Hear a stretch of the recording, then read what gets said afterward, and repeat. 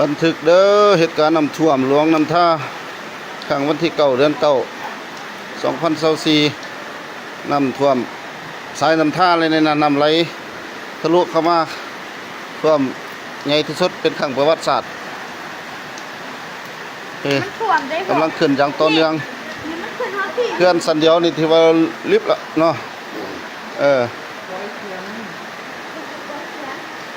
ยังสิบต่อตกอีกเมื่อคืนบ่ฮู้ว่า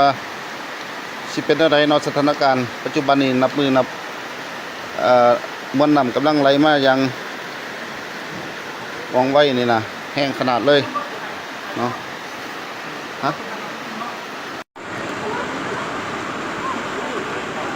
สภาพการน้ำท่วมบ้านดอนสัมพันธ์เนอะ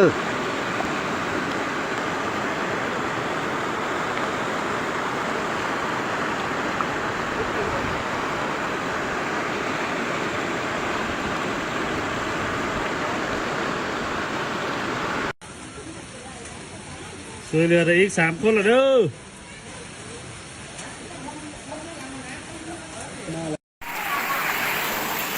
ด้วยความบ่ประมาทขออนุญาตพ่อแม่ครูบาอาจารย์ขน่อยเด้อนำแห้งเอหลีแต่ว่าขน่อยมาทายให้เบิ่งซื่อๆขน่อยก็เซฟตี้ซิยอดอะไรอยู่ทั้งหลังนี่นะมีเสียดดึงจองอยู่ โอ้นำแห้งเอหลีว่ะโศกยังดีที่เขายังมีไฟแสงโซลาร์เซลล์ไฟโซลาร์เซลล์นี่น้ำเพียงแอลอัตมาเลยนี่ กลางนั้นวะก่อนนี้เนี่ยเบิ้งสำรวจเบิ้งเจอลูกเจอหลานพระอาจารย์ใหญ่เพิ่นก็ช่วยสิแนะให้เบิ้งเจอลูกเจอเน่นบ่ให้ออกมาเด็กความที่เฮาก็บ่ประมาทบางทีก็เจอลูกเจอเน่นคุณน้องคุณหน่อยสิมาเล่นน้ำเล่นยังน้อยมานี่กันทุกองค์บอกว่าจัวน้อยห้ามออกมาเจตนาขึ้นเทิงไว้เจอน้อยห้ามลงมาขึ้นเทิงไปเลยไปอยู่กุฏิอาจารย์เพิ่นอยู่ไว้3 องค์พอละประจำไว้3 องค์เลือกกันโคนาเตยเห็นแล้วโคนาเตยนะไปละนี่เลยน้ำท่วมปังหมดละไหลไปแล้วพี่น้องงัวตัวหนึ่งพุ่นน่ะโอ้งัวเมงัวเถิกงัวเมพุ่นไปพุ่นละตัวงัวเด้อหันเด้อตัวงัวเด้อหันน่ะน้ำท่วมมันสารไอซีดีแล้วนี่ลงเลยดิแต่อย่างสุดเลยจักมัดมันโน่นนั่งปลาเทลาว่านั่นท่วมมาแล้วมีสารไอซีดีเลยนี่น้ำท่วมสารไอซีดีเลยฮันแล้วเสียท่านมันก็ไหลฮันตาละมันลงมา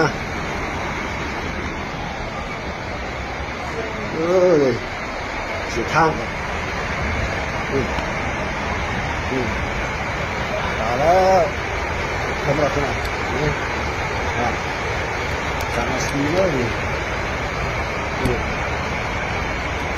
ตาเราก็สาธิตทางเราเดี๋ยวนี้เป็นน้ำใบเลยมันจะมาเราเพิ่มตาเราเพิ่มหายหันละคนมันเขาว่าช่วยหันไอซีดีเลยบอตีนเลยพี่น้องเลย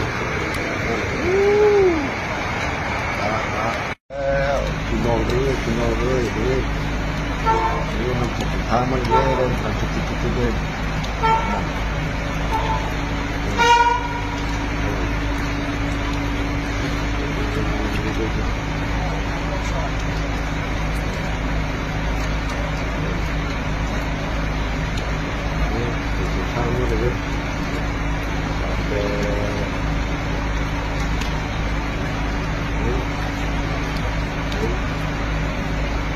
ลงมาเลยนำเลยลงมาเลยไปแล้วไปเลยทุกเลยผมก็เป็นคนนี้คนไทยสมัยน้ำคืนจนไอ้ท่วมหลังคาเรานั่งเลย คือไปหาบ่ได้เลยกินเนื้อแม่นาเฮือนกินเนื้อกะบ่โอ้ดีแต่เฮือมาพิษเลย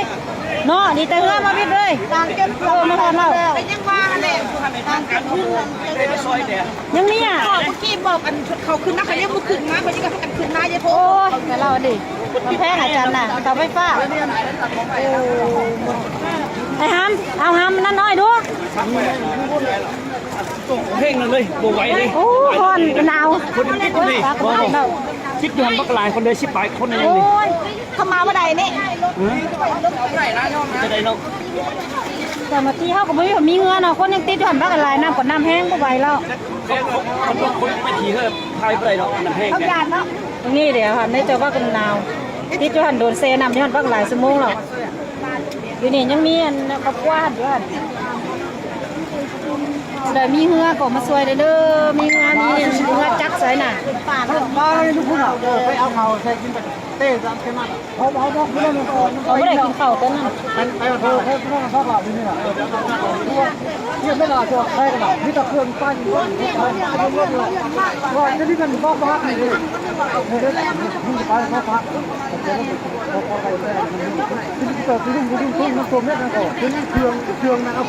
น้ำอันนี้มันน้ำท่วมอยู่บ้านคนไซเมืองหลวงท่าแขกหลวงท่าทางลงแฟนไหมมันน้ำท่าเขาปล่อยเขื่อนฝนตกหนักเดี๋ยวเมื่อคืนนี่หาเท่าเดียวนี่พอเศร้าแล้วก็เจ้าปล่อยเขื่อนมาแห้งแล้วก็เงินประชาชนก็ท่วมหมดแต่ละบ้านท่วมไปหมดเดี๋ยวนี้มันจุดบ้านคนไซเด้อเดี๋ยวนี้ยังมีประชาชนจำนวนหนึ่งติดอยู่แคมป์หิมน้ำหันแซ่น้ำอยู่แต่เศร้าเราก่อนเขาก็ไม่ได้กิน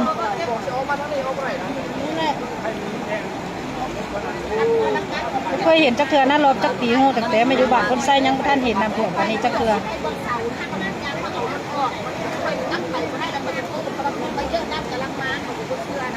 เข้าไปช่วยอยู่เฮือนน้องสาวเมื่อกี้มันเกือบมาบ่ได้เลย30 นาทีน้ำจะท่วมหมดเลย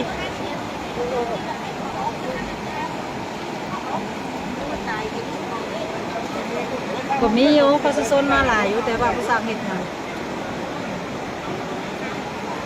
คิดบ่ฝันว่ามันจะไวปานนี้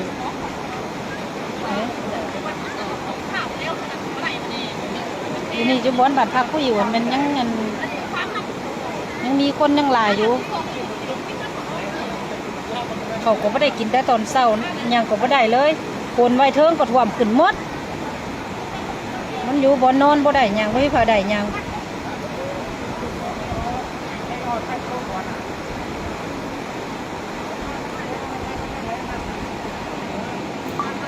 มันมาแบบว่ากระป๋อยเขื่อนทุกประตูเลยแหละไว้แท้ไว้ว่าตะกี้แม่นั่นเงื่อนตูบของนั่งนกอ่อนก็ไปหลังนึงกำแพงมันเป็นเกลือนส่งด่านทั้งหน้าก็เกลือนทั้งข้างก็เกลือน3 เครื่องก็ไหลหมดอุ้ยทางไหนแร่แต่มองที่ตุนจานติดอยู่ทางในหันติดอยู่เคยหิมน้ำท่านบุมีเข่าบ่ได้กินเข่าแต่ตอนเศร้าเข้าไปก็เข่าบ่ได้น้ำแห้ง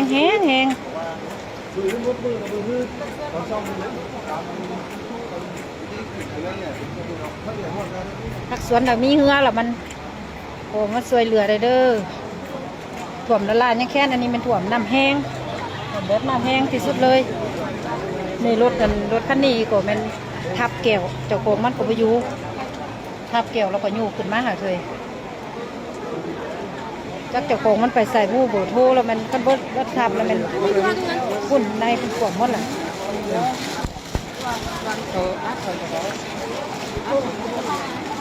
โทษรอ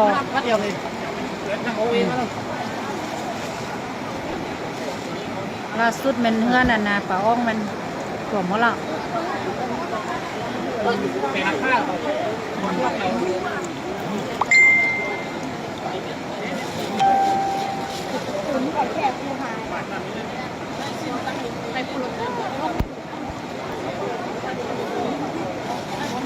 อยู่บ้านพ้นไซ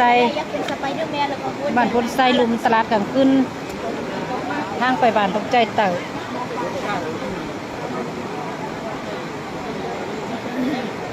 น้ำลงไปบ้านดงใจเตยดูว่านี่มันเส้นทางย้ายลงมานี่มันปาน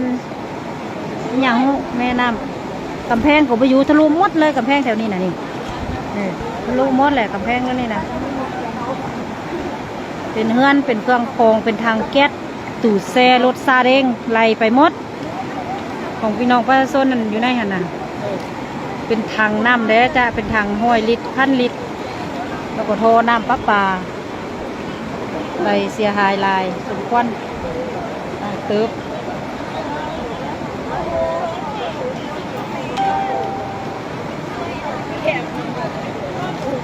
มาเบิ้งละลาบว่ามีเฮือมีอย่างว่าสวย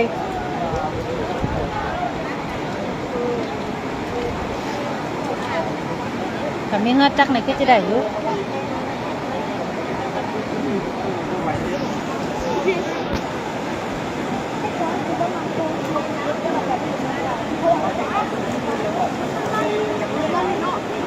ในหอบ10 ปีมันบ่เคยเห็นจักเทือเลยตั้งแต่ขับเจ้ามาอยู่บ้านคนไส้มันบ่เห็นน้ำท่วมแห้งปานนี้จักเทือตึกแห้งก็ท่วมแบบยึงซื่อๆนี่มันแห้งลายไปบ่ได้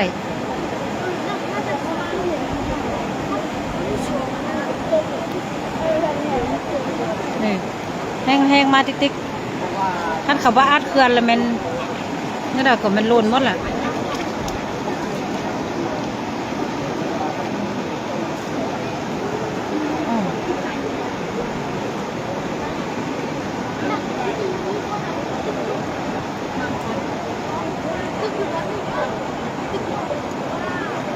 มีเหืออยู่ทางใดก็มาช่วยกันเน้อพี่น้องเอ้ยยังติดอยู่ในเห็นบักหลายๆคนอยู่ทางหิมน้ำท่าเบื้องนี้มันจะมีโซงบานผู้ที่เข้าบ้านทงใจเต่าแดผู้ที่เข้าบ้านพ้นไส้แดยังมีจำนวนหนึ่งยังไม่ได้ออกมาหมดผู้เฒ่าแดเราก็ได้น้อยแล้วก็เป็น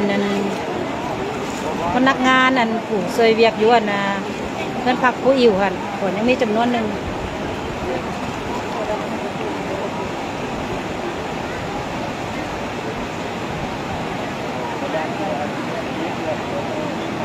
แล้วก็ออกเมื่อทางนัดพบมันก่อนแม่น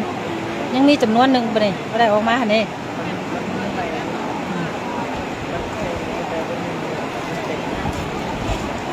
คันขับรถปิดเขื่อนแล้วมันคิดว่ามันจะท่วมหมดเปเขื่อน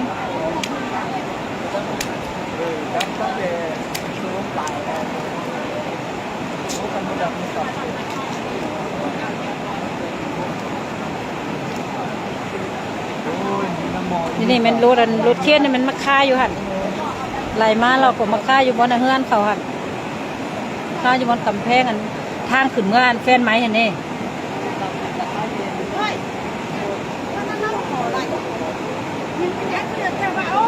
มันก็เบี้ยงกระลูกยังประท่านเอาหัน มาเขาโนงนะมาท่านนำเราไม่ล่าว่ามือฐานนี่กูเนื้อกูเอาควายกับควายมาตัวป่าอ๋อบักกันลายนี่แล้วกูลาว่าเบิ้งละบาเที่ยงนี่กูมาเบิ้งรถเข่าเพื่อนปักไวๆแล้วก็จักหรือจักโกเบี้ยงเงินโอ้ผู้ใจก็มาไปเบิ้งเข่าปักไวนี่ใครบ่มีเฮือเนี่ยจะไปซวยเขาเนี่ยอยู่ทางในหันนี่ยังบักลายๆมันจิตมันไห้อยู่ด้วยนะทั้งผัวทั้งลูกนะไม่ได้ออกมาเขาไม่ได้กินโน้เขามาขนเครื่องเราว่าที่คิดว่าขนเครื่องไว้สูงเราตั้งจะออกมาเนี่ยแล้วมันไวภายใน30 นาทีถุยฮะเขาก็ไปติดอยู่หันเกือบออกมาไม่ได้ซวยท่านน้องสุขท่านเอาเมียนแต่เพราะว่าเมียนตู้เย็นนั้นไปเทิงโต๊ะแต่ว่าคิดว่าน้ำคือจะฮอดแล้วโต๊ะมันสูงมันเยี่ยงแอวนี่แหละเครื่องนอนมันเลยเครื่องนอนไม่ได้เมียนอย่างเลยคิดว่าจะพูดมาฮอดพี่งูนี่ประตูหัวใครยังอัดไม่ได้เลยประตูหัวนั่นน้องหันน่ะแล้วก็พออันท่านโทรหามึงกับมาหาว่าเป็นงวนอันสวนมาเดี่ยวเขาเอิญเขาอาโน่นี่เพื่อนนี่โอ้ก็มันไวสุดนะเนี่ยเอารถเขามาเอื้อนเลยนะเช็ดประตูเอื้อนเวลานั้นเมล่าเกี่ยวว่าแค่กันเขาอยู่กันหนาเอื้อนมันสวยไปเลยแค่ผมมีไฟมาสวยคนหนึ่งมือเบิ้งเลยนะคุณแม่ก็ประสางสวยอย่างเหือเขากับบุมีเดนี่บ้านได้ก็ท่วมหมดทั้งบัดดอนสะพานก็ท่วมมาคือเพื่อของทหารเขาดีเขาไปสวยเสือเพื่อทหารเลยทหารมากี่นาของพันกะทีก็มาแต่ว่าเขาจะบุมีเหืออันนี้อย่างไรได้เขาเตรียมของการคนเลยมันนั่นขั้นวานหรือบ่นั่นนะ กำแพงอันลุงจันทร์อันนี้นี่เจ้าหน้าที่กำลังเอาเฮือไปช่วยล่ะนี่ทางเทิงทางอันนัดโพพันทางนัดโพปนะ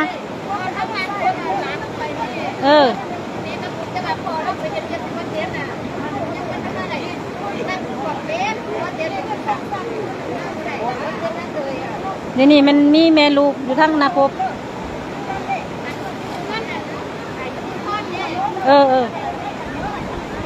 เขาก็ไม่ได้กินแต่ตอนเช้าเมาเมียนเครื่องแล้วมันน้ำไว้ประสางมาอยู่หลวงน้ำท่าน้ำท่วมนักรับตั้งแต่บดเต็นพุ่นลงมาเลยบดเต็นก่อท่วมนะเตยก่อท่วมอันนี้มันอยู่บ้านพ้นไซเดี๋ยวนี้เจ้าหน้าที่กำลังกะเกียมเฮือไปช่วยผู้ที่ว่าติดอยู่อันนั้นอยู่งานหันเปลี่ยนผู้หญิงแดแล้วก็ผู้เฒ่าแดเด็กน้อยแดมันนำไวมาบ่ทัน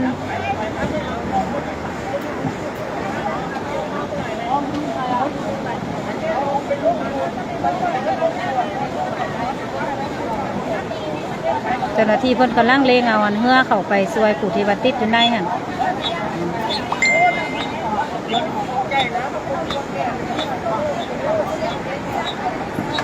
อยู่แถวนัดพบแป้นไหมทางลงของการบาดพ้นไส้นี่ลงมาแฟนไหมนี่อันนี้มันเส้นทางไปแฟนไหมเลี้ยวขวามันไปมาหอดบ่อนั่นมาหอดบ่อนี่มันเลี้ยวขวามันไปตรงใจเต่าเลี้ยวซ้ายมันเมื่อนัดพบแฟนไหมเพราะว่าน้ำมันแห้งที่สุดเลย